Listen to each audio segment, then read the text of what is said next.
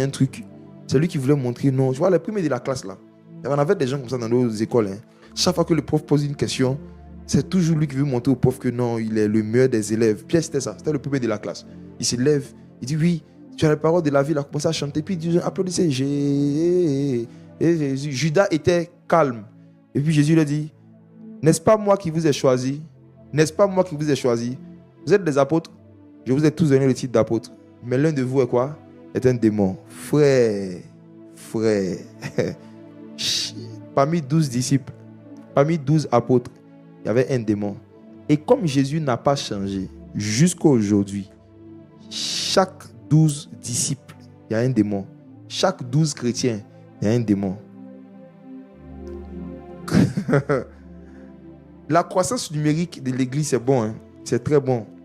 Mais il faut que ceux et celles qui font le ministère et puis qui aiment la croissance numérique soient préparés mentalement à se dire que 12 nouveaux membres, c'est un nouveau démon. 24 nouveaux membres, c'est 2 nouveaux démons. Donc imagine-toi, actuellement comme ça, là, si TikTok on est 2600, faites le calcul. Il y a combien de démons connectés? Essayez de voir sur YouTube. YouTube, on est combien? YouTube, on est environ plus de 2000, plus de 2800. Ok. Faites les calculs. Il y a combien de démons connectés? Comprenez que le ministère, servir Dieu, ce n'est pas être entouré uniquement d'agneaux et de brebis. Le Seigneur Jésus a dit à ses premiers disciples, je vous envoie comme des agneaux au milieu des loups. Il faut savoir que dans tout milieu chrétien où tu es, il y a des loups. Ce qui prouve que le milieu est de Dieu, c'est la présence des loups. Jésus envoie toujours les agneaux au milieu des loups. C'est une logique. Donc c'est pourquoi il y a un niveau de prudence dans tes proximités avec les gens que tu utilises dans les églises. Il faut être prudent. Tu dois te baser sur certaines vertus. Mon père spirituel me disait ça encore il y a quelques jours. Mon père spirituel, pasteur Yannick Gatti, m'a dit, en parlant comme ça, en passant, il m'a dit, choisis tes proximités avec les gens en fonction des vertus que tu les vois manifester. Traite les gens pas en fonction de leur gentillesse, mais en fonction de leurs vertus.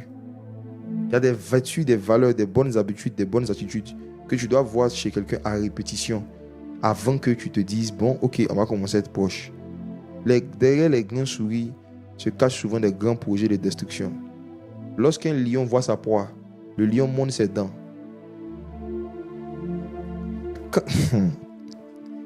Quand un lion voit une antilope, il sourit.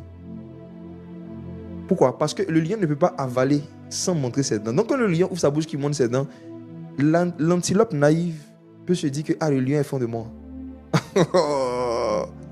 Oh, c'est parce qu'il veut te croquer. Donc il y a des gens qui te montrent leurs dents parce qu'ils sont comme des lions rugissants cherchant qui dévorer. Il y en a qui sourient beaucoup parce qu'ils détruisent beaucoup. Donc leur technique de destruction te montre les dents pour que tu rentres dans la gueule. Et beaucoup se sont fait avoir à manger comme ça. Tu es en cheminement avec un lion, que Dieu te délivre ce soir. Il y a beaucoup actuellement de gens qui ne sont pas encore mariés, mais qui peuvent encore faire demi-tour. Parce qu'il y a des attitudes et des vertus qu'ils voient chez la personne. C'est des comportements de lion, des comportements de loup. Des gens qui sont violents verbalement. Vous n'êtes pas encore marié, déjà ils t'insultent quand on fait des disputes. Vous n'êtes pas encore marié, déjà ils te frappent. Vous n'êtes pas encore marié, déjà il passe son temps à te tromper. Tu dis il va changer quand on va se marier.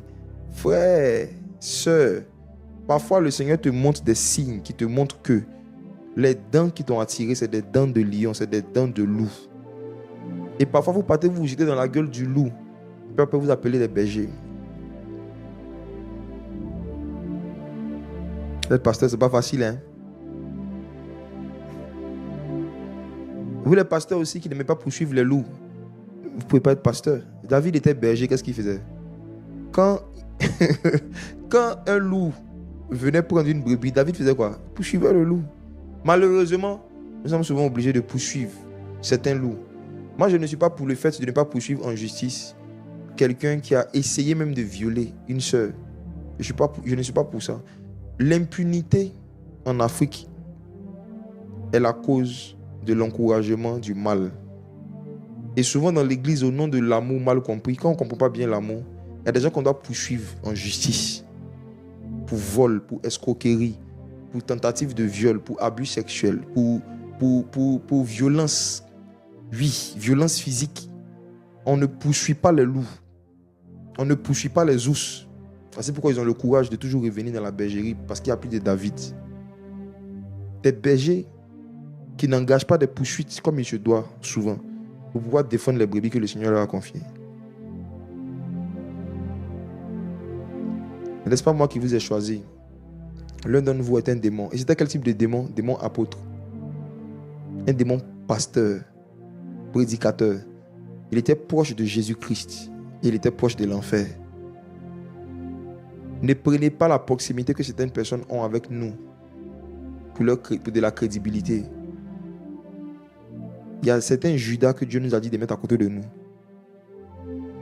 Ne vous dites pas que comme quelqu'un est proche d'un pasteur, ça veut dire qu'il est proche de Dieu. Ne vous dites pas que comme quelqu'un est dans l'entourage d'un pasteur, c'est forcément quelqu'un de crédible. Prenez le temps de tester les gens. Même Dieu qui a créé l'homme, qui a créé les Hébreux, il dit avant de les faire rentrer à Canaan, il les a testés dans le désert. Il les a fait tourner en rond dans le désert pour voir leur cœur. Si Dieu a besoin de faire tourner des gens en rond dans un désert pour voir les dispositions de leur cœur, et nous, pensez vraiment qu'en une conversation ou en deux conversations, tu peux vraiment connaître le cœur de quelqu'un.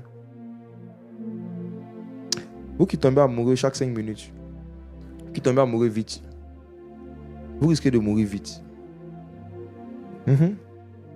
Vous qui, quand vous venez de rencontrer quelqu'un, une fois que la personne est un peu jolie en même temps, tu dis, je sens quelque chose dans mon cœur.